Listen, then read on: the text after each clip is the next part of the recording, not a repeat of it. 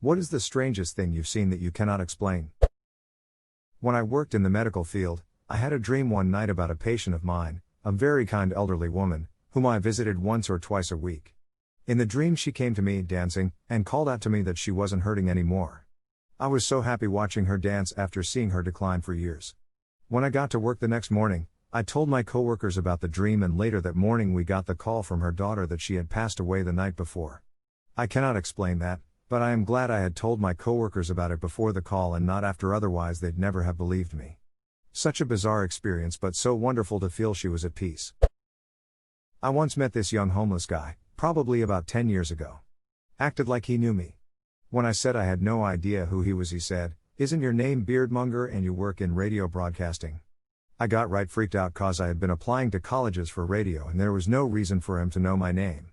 I said no, but I've wanted to work in radio. Who are you? He responded saying it wasn't important and to ignore him as sometimes he gets confused between the present and the future, and just left. I never saw him again. It threw me off completely. I abandoned the idea to go into radio almost out of fear. He responded saying it wasn't important and to ignore him as sometimes he gets confused between the present and the future, and just left. Either time travel is possible or someone got you really good. If it was a prank, no one ever took credit and I respect the hell out of that. Squirrel wearing a leaf cape. Got pics? No, I can't explain. Understandable, have a great day. 4 Amish men in a room counting money with a money counter while simultaneously weighing out my ounce of weed. Just wasn't what I was expecting. Back in the 80s, an Amish-run drug ring was broken up near me. Said ring would actually cross the border into Canada, smuggling their product in their buggies. I still remember a Canadian border guard testifying they never searched their vehicles because they were Amish, and couldn't conceive of them doing something illegal. LOL reminds of the old story about the guy coming to the border between Spain and France every week on a motorcycle, carrying 2 bags of sand. Border guard searched the bags every time, but never found anything, so he had to let him through. Guard has his last day at work before retiring, guy comes to the border again, carrying his 2 bags of sand. Guard says, "Look, man, it's my last day, I'm not going to bust you. You're clearly smuggling something across the border all this time but we never find anything, what is it?" Guy says, "I'm smuggling motorcycles." True story. At a Volkswagen plant in South Africa, there was a guy who would take out ash or waste of some kind in a wheelbarrow at the end of every day. The security guards thought nothing of it, but it turns out he was selling the wheelbarrows for extra cash.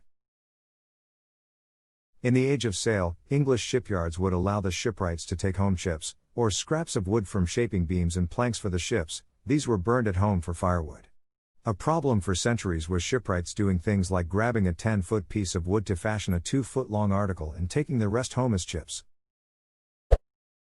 I saw a beer bottle dropped from a 13th floor window into bricks and it bounced. Glass bottles are strong AF, don't duck with them. Edit, I meant beer bottles more specifically. Except for when they fall like 2 feet. Then they shatter into the smallest, most annoying pieces of glass to clean up, that you still find 2 weeks after it fell. Many years ago I worked in a grocery store. I was coming out of the break room one day and happened to look off to my side just in time to witness an entire display of champagne bottles get knocked over. There had to have been at least 20 bottles that all exploded simultaneously. Almost everything in about a 25-foot radius was covered in champagne, and we were still finding pieces of glass months later. A very badass Great Dane I knew, a former neighbor's dog, was so afraid of a month-old kitten that he ran into the deepest room of his home and didn't stop quivering and whimpering for several hours. For context, he wasn't a timid dog. Little over a month before the mentioned incident, a drunk man attempted to break into their home at night and the dog bit half of his left foot off. P.S. Rest in peace, Scoob. Animals are very cautious around babies of another species. They know mom is around somewhere and will fight to the death to protect them. Standing outside of a convenience store. I saw 2 different cars park, about a minute or so apart, and go in the store. It was obvious the 2 didn't know each other, at least it seemed. After shopping, they each left in the other's car.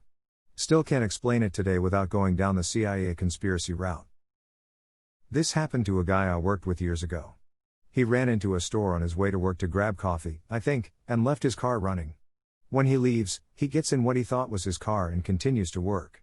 When he got to work, he gets a frantic call from his wife because the police were trying to get a hold of him. This was before everyone had cell phones. Turns out he had taken a nearly identical car that was also left running.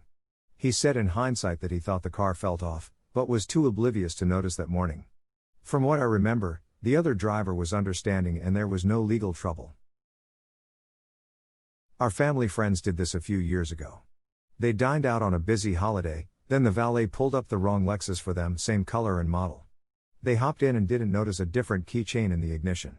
The seat was off, but of course the valet must have adjusted it. A couple miles down the road, the wife noticed some small items in the center console aren't theirs, and their garage door opener is missing. They had a horrible realization and drove back mortified. The valet brought their actual car down. Not sure if the other car owners ever knew the wrong family took theirs for a drive. But our friends at least had this great cocktail party story to tell for years to come. Unfortunately, the father passed away a couple years back.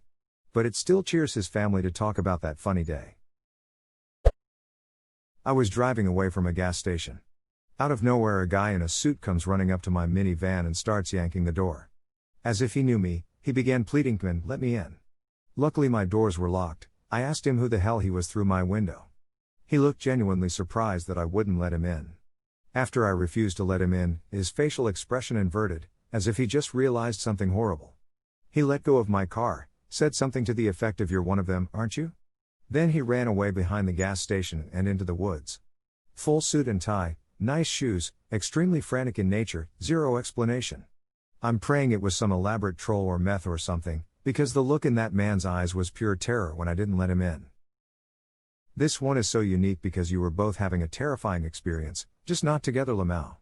Since this is almost certainly mental illness, it's heartbreaking to think that his terror at the realization that you were one of them was completely real for him. Poor guy. Plot twist op. Imagine the man. I was having a sleepover at home with a friend from school. We were watching a film and suddenly the weirdest thought comes to me. Her dog has just passed. Obviously I cannot just blurt that out. So I weirdly ask in the middle of the film, "Hey, by the way, how is your dog?" She was quite surprised obviously. I had never met her dog and she doesn't talk much about it, she just mentioned she had one. She answered that he is aging but well. We moved on but I couldn't shake a weird feeling. Anyway, she goes home the next day and calls me after a while. She asked, "Why did you ask about my dog yesterday? How did you know? He passed away last night, around the same time you asked about him." I was both shocked and unsurprised at the same time. I don't have an explanation, it seems like a weird coincidence since her dog was not something usually on my mind. It never happened to me again. Was sitting in my lounge room alone one night watching TV. Heard clear as day someone coming up the stairs barefoot. I thought it was just a family member coming up the stairs but then had the duck realization that I was home alone. For some reason I just sat there looking at the doorway waiting for whatever was coming up these stairs to walk through the door. Heard the staircase creaking and everything, heard the bare feet get to the top of the stairs, step onto the tiles and take the 3 to 4 steps it would take to be inside of the doorway to the lounge room I'm sitting in. But nothing came through the door, sat there for about 5 seconds waiting. Said to myself out loud, "Fuck dealing with that right now," and kept watching TV. I've heard other things like glass moving and footsteps and all that, but the second most notable thing I can't explain was me and my mum hearing something talk to our dog downstairs in a mumbled male voice we couldn't understand. If I heard that on my own I'd have just thought it was my brain playing tricks, but my mum also heard it. Maybe your dog was practicing how to talk. Went hiking late at night with my buddy when something big and bright flew right over us above the tree line. It was so bright we couldn't even look at it, and whatever it was, it didn't make a sound.